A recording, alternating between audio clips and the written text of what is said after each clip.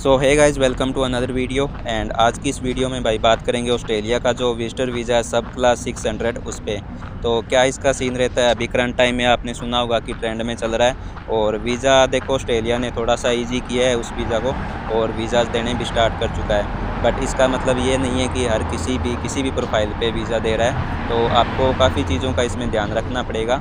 तो होता क्या है कि दो टाइप की प्रोफाइल होती है। एक तो जिनका फ्रेश पासपोर्ट होता है और एज भी 25 से कम होती है, और दूसरा वो होता है जो जिसकी एक दो कंट्री ट्रेवल कर चुका है और 25 से एज भी प्लस है। तो दोनों प्रोफाइल्स में भाई काफ़ी फ़र्क रहता है।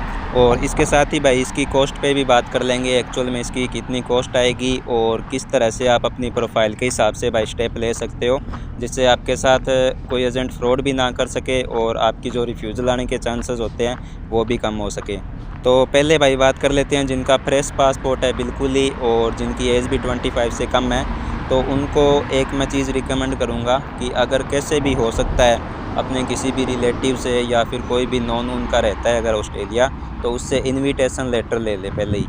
क्योंकि अगर आप एक बार अगर इनविटेशन लेटर लेके अप्लाई करवाओगे ना तो आपके काफ़ी ज़्यादा चांसेस उसमें इंक्रीज़ हो जाते हैं भाई वीज़ा आने के, और हो सकता है आपकी जो नो फर्दर स्टे वाली कंडीशन है वो भी ना लग के आए। और रही बात इसमें कॉस्ट की, तो कॉस्ट आप मान के चलो कि जब तक आपका वीज़ा नहीं आता है, और एजेंट की टोटल फ़ीस मैं आपको बता देता हूँ। वीज़ा से पहले 30 या 40 हज़ार रुपये खर्चा आता है जिसमें एम्बेसी फ़ीस वगैरह सारा कुछ एप्लीकेशन का प्रोसेस करवा के इंक्लूड होता है। और टोटल जो आफ्टर वीज़ा भी अगर कुछ मांगता है तो सारा मिला मिलू के मैं बता रहा हूँ 50 से 60 हज़ार रुपये होते हैं। इससे ऊपर मत देना किसी भी एजेंट को। अगर कोई आपसे 1 लाख 2 लाख 2.5 लाख या 5 तक मांग रहा है तो ऐसा कुछ भी मत करवाना। और जो रही बात फ़ंड की, कुछ बंदे करवाते हैं 4 से 5 लाख रुपए फ़ंड का जो होता है शो करवा देते हैं। तो ये भाई थोड़ा वीक रहता है एज़ कम्पेयर जो एफडी शो करवाते हैं 10-12 लाख की, तो वो भाई काफ़ी स्ट्रॉन्ग रहती है। तो ये तो हो गया इसका प्रोसेस। और जो रिफ़ंडेबल अमाउंट्स होती हैं जैसे होटल बुकिंग्स और फ़्लाइट टिकट की रिटर्न जो भी होती है, तो जो रिफ़ंडेबल होती है वो खुद अपने आप जो आपका कार्ड होता है उससे ही पे करवाना। अगर आप एजेंट के कार्ड से करवाते हो और आप ऑस्ट्रेलिया आने के बाद में उनको कैंसिल करोगे तो वो सारी पेमेंट्स जो होती है रिफ़ंडेबल वाली उस एजेंट के अकाउंट में जाती है।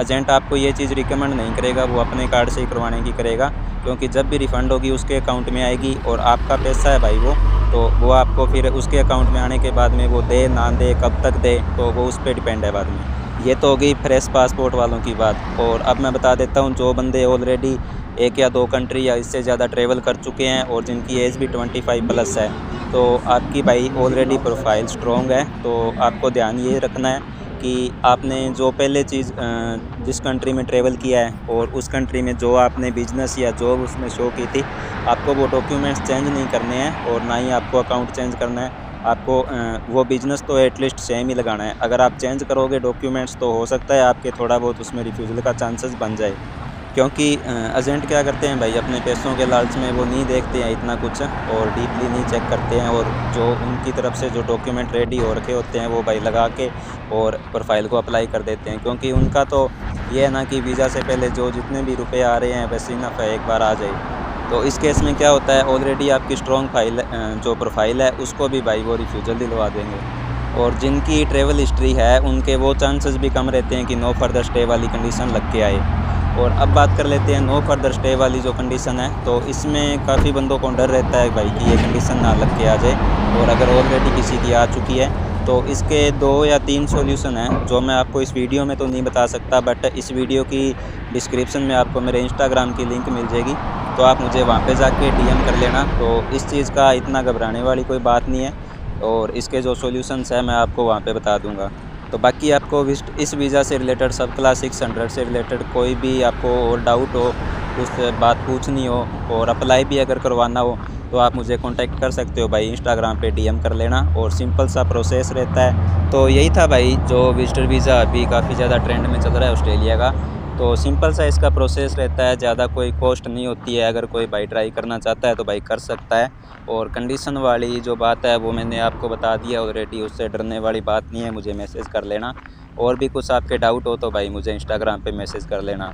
तो वीडियो अच्छी लगी तो भाई लाइक कर देना एंड चैनल को कर लेना सब्सक्राइब ऐसी और इन्फॉर्मेटिव वीडियोज़ के लिए।